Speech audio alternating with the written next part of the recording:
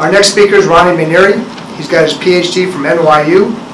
He is the CEO of PermissionBit, which uses machine learning to detect computer breaches. And we are looking forward to your remarks, and we're coming around the bend on our last speaker, so thank everybody for staying so long, but we've got two more, and the last two are the best. Thank you very much.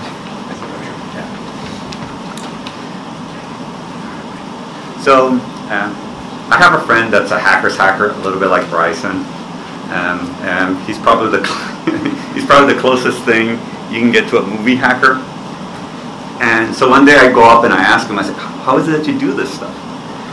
And it was a rhetorical question. I really wasn't expecting an explanation. But he went off and told me how he did all this stuff. And there was one really simple trick, and it was all based on realizing that it's people that write code. And it is often, and they often forget, and me included, all that stuff we learned in computer science.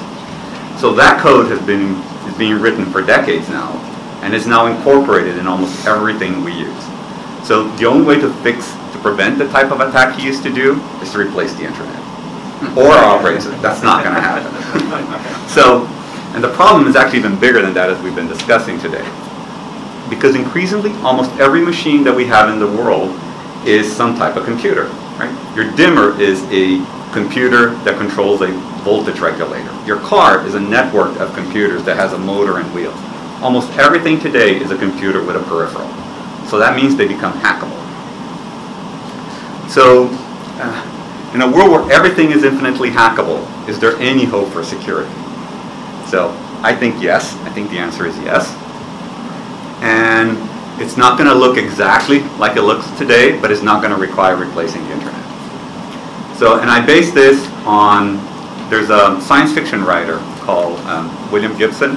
He's the guy of cyberpunk fame, and he's been known to say that the future, so let me see if I get this right, the future has already arrived, it's just not infinite, it's just not uniformly distributed.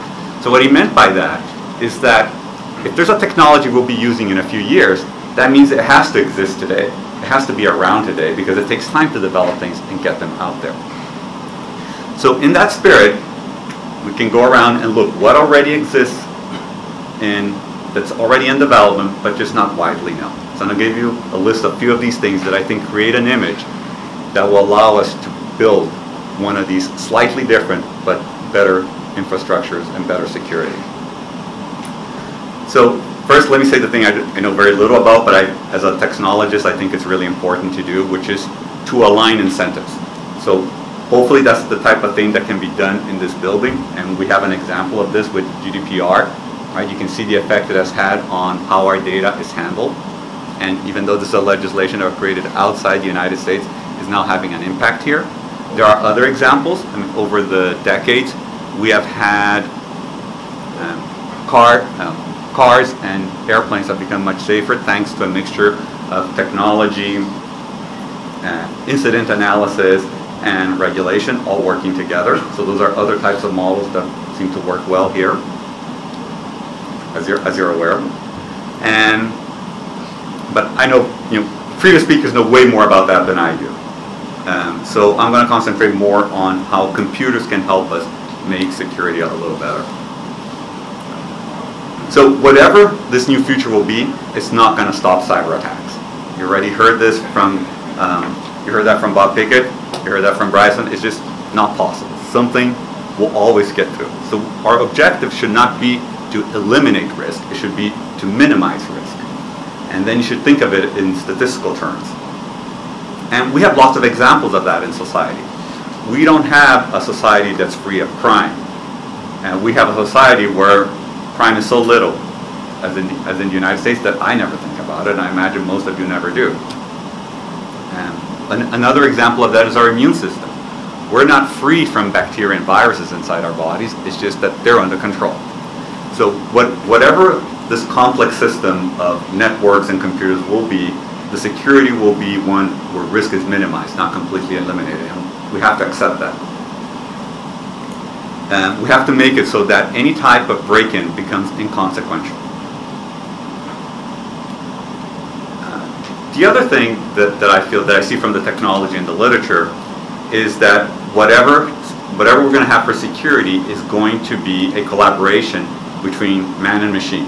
We're going to have to rely on computers to do that. And the reason is that there are just too many computers and they're just so incredibly fast.